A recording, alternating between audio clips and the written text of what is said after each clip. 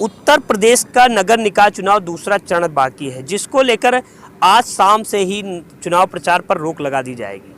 जिसको प्रदेश से लेकर जो 38 जिले हैं उनमें प्रचार प्रसार पूरी तरह से एड़ी से चोटी तक जो प्रत्याशी लगा रहे हैं। यहाँ तक कि उत्तर प्रदेश के मुख्यमंत्री, समाजवादी पार्टी के पूर्व मुख्यमंत्री और जो प्रत्याशी हैं वो पूरी तरह से मेहनत करके जो है अपने प्रचार प्रसार को कायम बनाना चाह रहे हैं। बात अगर है बाराबंकी के हैदरगढ़ नगर पंचायत की जाए तो यहाँ जो है बीजेपी की बात की जाए तो बीजेपी के जो है कई मंत्री यहाँ पर प्रचार प्रसार कर चुके हैं। यहाँ तक सांसद व विधायक जो है एड़ी से चोटी तक जोर लगा रहे हैं अपने प्रत्याशी को जिताने के लिए। और अभी हाल में ही कल उत्तर प्रदेश के मुख्यमंत्री का भी बाराबंकी दौरा था ताकि जो है उनके जो प्रत्याशी हैं जनपद के पूरी तरह जीत सके।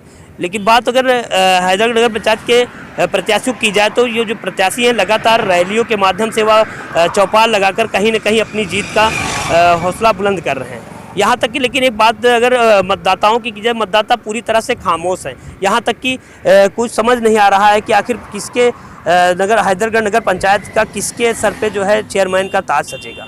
और जो मतदाता अगर कोई राजनेता आता है तो उसमें संगठन व भीड़ भाड़ हो जाती है, उससे साफ जाहिर होता है कि उस प्रत्याशी की जीत, लेकिन उसके बाद फिर जनता खामोश हो जाती है।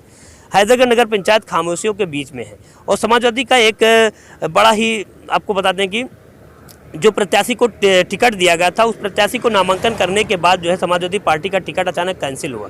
उससे समाजवादी के पूर्व विधायक जो राममगन रावत हैं वो पूरी तरह से अपने सैकड़ों साथियों के साथ उन्होंने इस्तीफा भी दिया।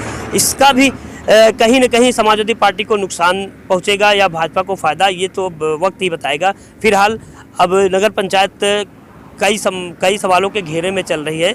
आखिर ये जो जनता, जो मतदाता हैं, ये पूरी तरह से खामोश हैं। इसका अंदाज़ा सिर्फ मतदान जब 11 को मतदान होगा उसके बाद ही पता चलेगा कि आखिर हैदरगढ़ का कौन चेयरमैन बनेगा। बाराबंकी से रवि।